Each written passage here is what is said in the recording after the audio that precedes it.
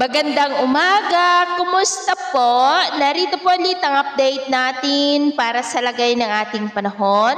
Ngayong umaga po ng September 17, 2025. Sa ngayon po ay tuluyan na nag-landfall ang bagyong Mirasol dyan sa may Isabela, sa may southeastern part po. At kumikilos na yan pa north-northwest.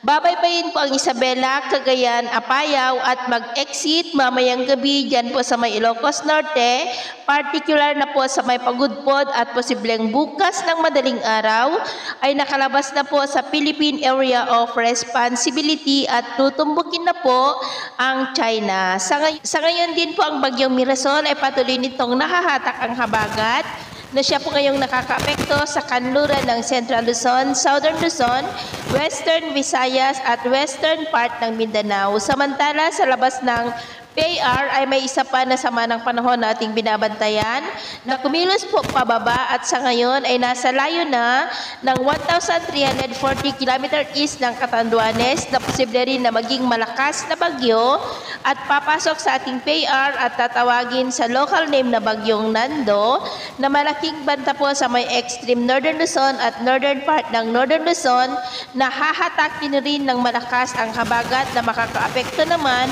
sa malaking bahagi po ng ating bansa bago po tutungo sa China.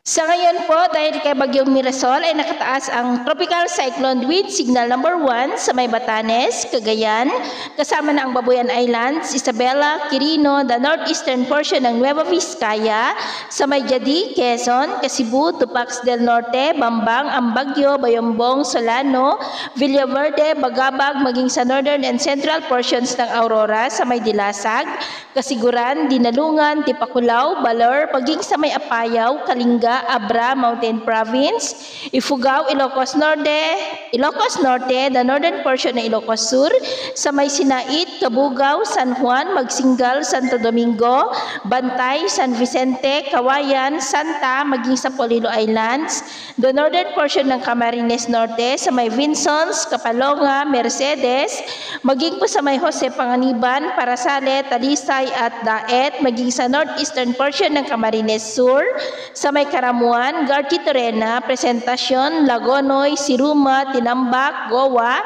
San Jose at maging sa may Catanduanes. Sa nalalabing bahagi ng ating bansa, mamaya ay sisikat naman ang araw lalo na sa may Central Luzon, ilang bahagi ng Calabarzon, Eastern Visayas at ilang bahagi ng Mindanao, pero dahil sa habagat ay cloudy skies with isolated rains pa rin dyan sa may Mimaropa, Bicol Region, Western Visayas, Cebu, Bohol, Sulu Archipelago at Zamboanga Peninsula. At mamayang hapon, mas maraming lugar ulit ang makakaranas ng mas maulap na kalangitan with isolated rains. Kaya mag-ingat po tayo sa mga banta po ng mga pagbaha at pagguho ng lupa.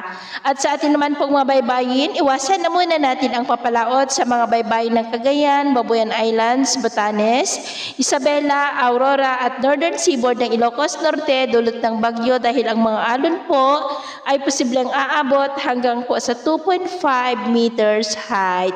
So, yun po ang latest update natin sa araw na ito. At ako po muli si James na nagsasabing sa kahit anong pagsubok po na darating sa ating buhay, huwag na huwag po tayong mawawalan ng pag-asa. Thank you and God bless!